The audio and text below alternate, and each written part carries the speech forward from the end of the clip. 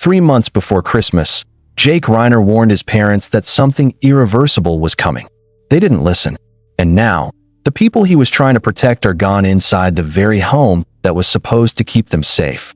Jake Reiner believed this Christmas would finally close a chapter that had been left open for years. Not fix everything, not erase the past, just soften it enough to breathe again. He had planned the return carefully, down to the smallest detail, because in his mind, this wasn't just a holiday visit. It was a reset, a quiet attempt to bring a fractured family back into the same room without everything falling apart. For the first time in a long time, Jake allowed himself to believe that distance had done its job. That time had cooled what words never could. He was coming home to the Brentwood house not as a child seeking approval, but as a man hoping to sit at the same table as his parents and feel whole again. What most people didn't see was how much weight that decision carried. Jake hadn't rushed this moment. Years of careful separation had taught him that closeness, when forced, could be dangerous. Fame had wrapped his family in a public image of warmth and humor, but inside the walls of that house, silence had learned how to stretch. Every visit carried history. Every conversation risked reopening wounds that were never properly sealed. Still, Christmas felt different. It always did. It had a way of lowering defenses, of making even the most careful people believe in temporary peace. But erase the part that matters, and it matters early. This wasn't just a celebrity family story. This was about warnings, about intuition, and about what happens when love overrides fear. Because while Jake was planning flights and rehearsing conversations in his head, something else was already moving quietly beneath the surface. Something he had seen before. Something he had tried to stop. On December 14th, that fragile hope collapsed in seconds. One phone call. No build-up. No soft landing. Jake learned that both of his parents, Rob Reiner and Michelle Singer Reiner, were dead. The words didn't register at first. They sat in the air, unreal, disconnected from logic. And then came the second blow, the one that rewired everything. His younger brother, Nick Reiner, was named as the suspect. This is where the story fractures. Because grief didn't arrive alone.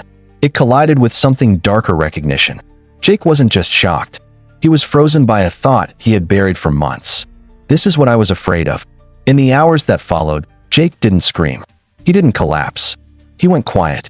That kind of quiet only comes when the mind is racing faster than the body can keep up.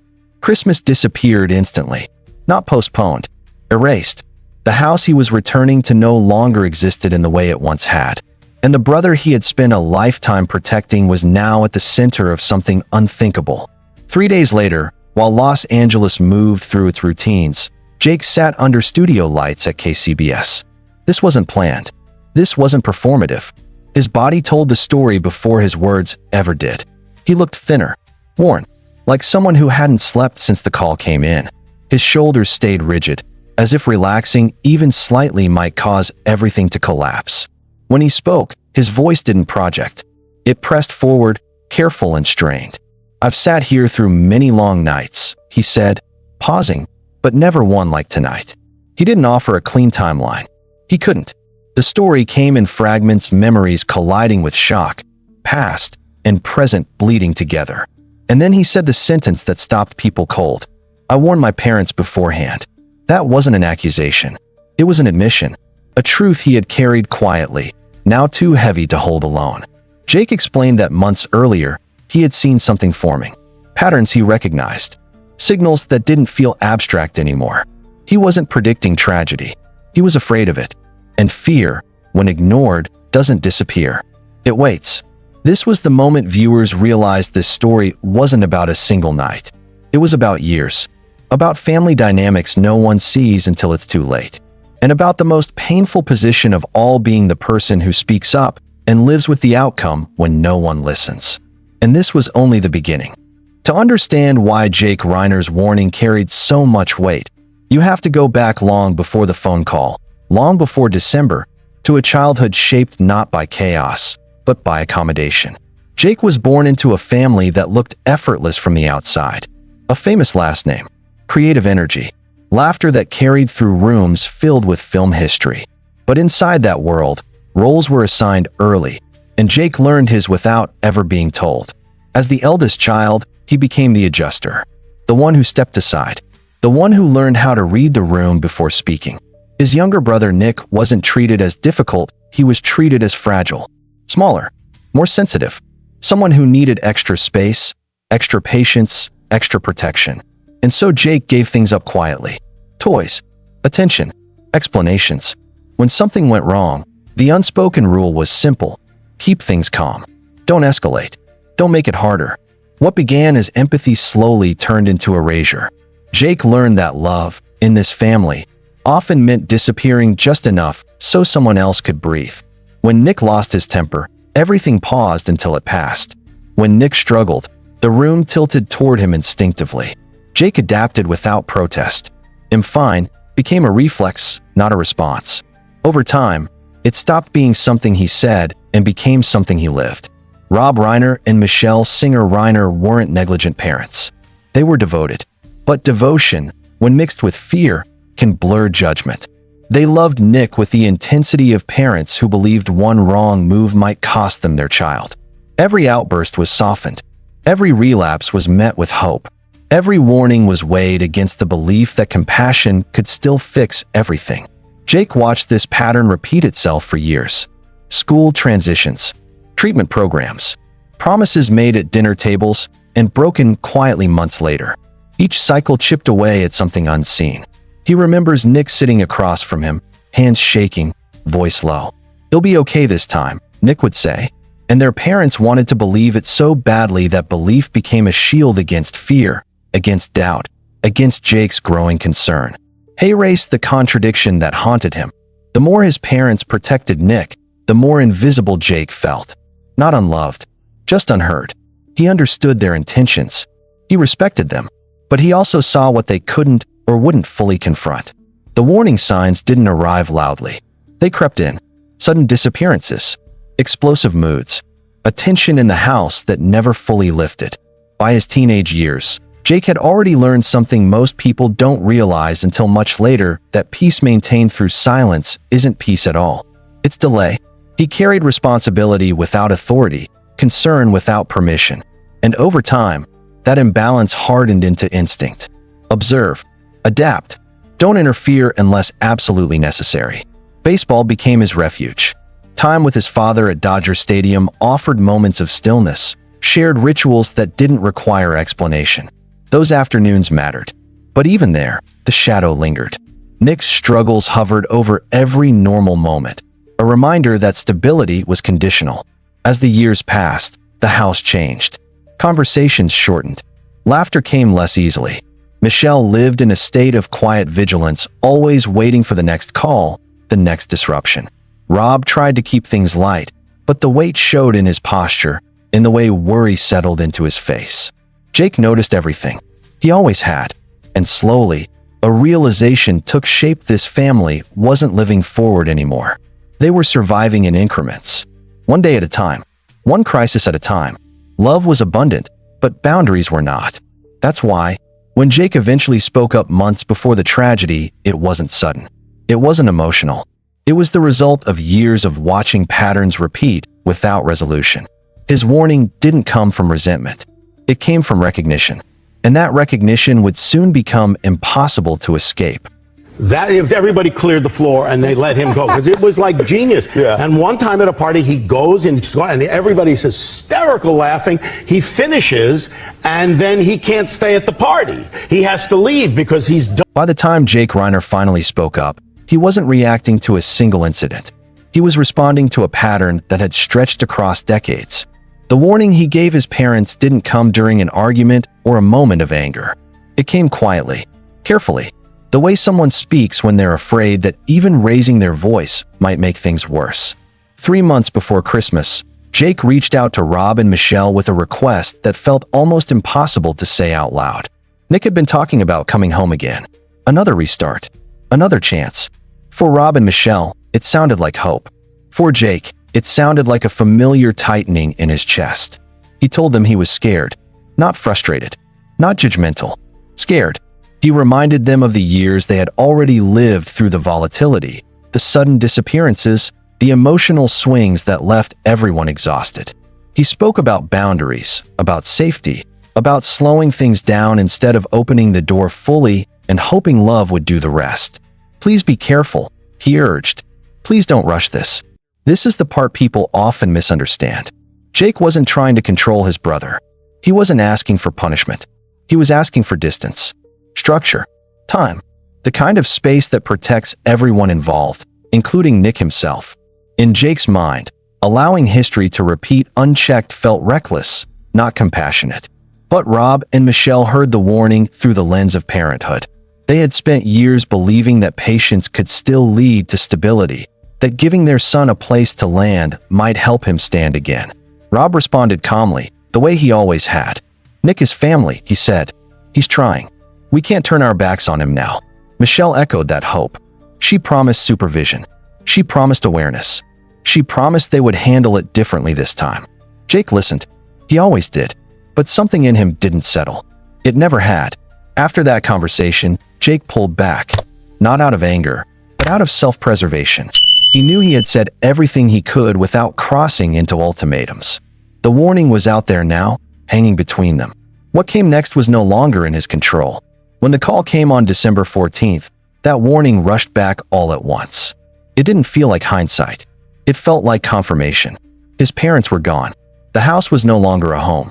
And the brother he had tried to protect everyone from, including himself, was now at the center of it all. Grief arrived first, then shock, and then, slowly, something heavier. Responsibility twisted into guilt. Jake began replaying the conversation in his mind, dissecting every word. Had he been clear enough? Had he pushed hard enough? Had he mistaken restraint for respect? In the days that followed, Jake's anger surged, then collapsed inward. On air, when he spoke about the warning, his voice didn't rise. It cracked. "I was afraid one day he would do something that couldn't be undone," he said. The sentence didn't accuse. It mourned. Then came another call. This one Jake had dreaded but expected. Nick reached out from custody, his voice frantic, breathless. He insisted he hadn't meant for things to spiral the way they had. He pleaded for belief, for loyalty, for help. When Nick mentioned bail for $1 million, the request landed like a test Jake had never wanted to take. This was the moment where every role he had carried collided. Brother, son, protector, witness. Jake stayed silent for a long time. He thought about his parents, about the years they spent saving someone else while slowly losing themselves, about the line that had never been drawn until now. "I can't," Jake finally said. It wasn't said with cruelty. It was said with exhaustion. He told Nick he couldn't use money or influence to run from what had happened, that some truths couldn't be negotiated away. Nick's anger erupted. Accusations followed. Betrayal. Abandonment. When the call ended, Jake didn't feel relief. He felt finality. For the first time in his life, he had drawn a boundary that couldn't be softened. And in doing so, he realized something devastating. Sometimes love isn't enough to save someone. And sometimes the hardest choice is the one that arrives too late. What remained was silence, and a family forever changed. You know, Billy Crystal and Robin Williams, I mean, whoever it was, and then when Albert would start, that if everybody cleared the floor and they let him go, because it was like genius. After the call ended, Jake Reiner didn't feel like he had chosen anything. It felt as if the choice had been waiting for him all along. Growing heavier with every year, he stayed silent. The house was quiet again, but this time the quiet didn't feel temporary. It felt permanent. His parents were gone. His brother was behind bars. And the role Jake had carried his entire life, absorbing tension so others could survive, had finally shattered under the weight of truth. In the days following the broadcast, something unusual happened. The story didn't erupt into spectacle. There were no shouting panels, no viral outrage cycles. Instead, people sat with it. Viewers wrote that they had to pause the report just to breathe. Others admitted they turned the television off, only to turn it back on minutes later, unable to walk away. What they were witnessing didn't feel like news. It felt like intrusion into something painfully human. Jake wasn't a reporter that night. He was a son, and people recognized that immediately. Messages poured in from strangers who had never followed Hollywood news, who had no personal connection to the Reiner name. They wrote about their own families, about siblings they had worried about warnings they had ignored because love made confrontation feel cruel. Jake's story tapped into something rarely spoken aloud: the fear that sometimes the place we believe is safest can also be the most dangerous when truth is avoided. Privately, Jake struggled to function. Sleep brought no relief. His mind replayed everything in fragments: conversations, memories, small moments that now felt loaded with meaning. The phrase 3 months repeated endlessly. 3 months earlier, he had spoken up. 3 months earlier, there had still been time. That thought didn't comfort him. It crushed him. What made the grief heavier was its complexity. Jake wasn't mourning just his parents. He was mourning the idea that love alone could fix everything. He was mourning the version of his brother he had protected his entire life. And he was mourning the family that existed before survival replaced living. There was no villain in his reflections, only consequences. Rob and Michelle had acted out of devotion, not denial. Nick was still his brother, no matter what he had done. And Jake himself was left holding a truth that offered no relief. Sometimes the right warning comes from the wrong position, and sometimes it arrives too late to change the outcome. Jake continued forward, but differently. Journalism, acting, success, all of it felt smaller now. Not meaningless, but quieter. Achievements no longer felt like destinations. They felt like moments he wished he could share with people who would never see them. He spoke later about why he chose to be honest, even when it hurt. Not for attention, not for vindication, but because silence had already taken enough. If his story could make even one family pause, slow down, listen harder, set boundaries sooner, then the pain of speaking would at least have purpose. This wasn't a Hollywood scandal in the traditional sense. There were no twists designed for entertainment. No easy conclusions. Just a reminder that tragedy doesn't always come from malice. Sometimes it comes from hope that refuses to acknowledge danger. There are certain there's certain film grammar that you're going to use to tell a story, but I could never get away from the fact that it's personal because we're doing it together. Jake Reiner's story doesn't offer closure. It offers a question that lingers long after the screen goes dark. What happens when love protects too much and listens too little? His warning wasn't ignored out of cruelty. It was softened by compassion, reshaped by belief, and ultimately overtaken by time. What remains is a lesson few want to face: that boundaries are not the opposite of love, but sometimes its last defense. Jake will carry his parents with him in every role he plays, every story he tells, every quiet moment when the world finally slows down. He didn't just lose them in one night. He lost the certainty that doing your best is always enough. Some families never get a second chance. Some warnings only make sense after the damage is done. And some Christmases never come again. If you want more deeply reported, human stories behind the headlines, subscribe to the channel and stay with us.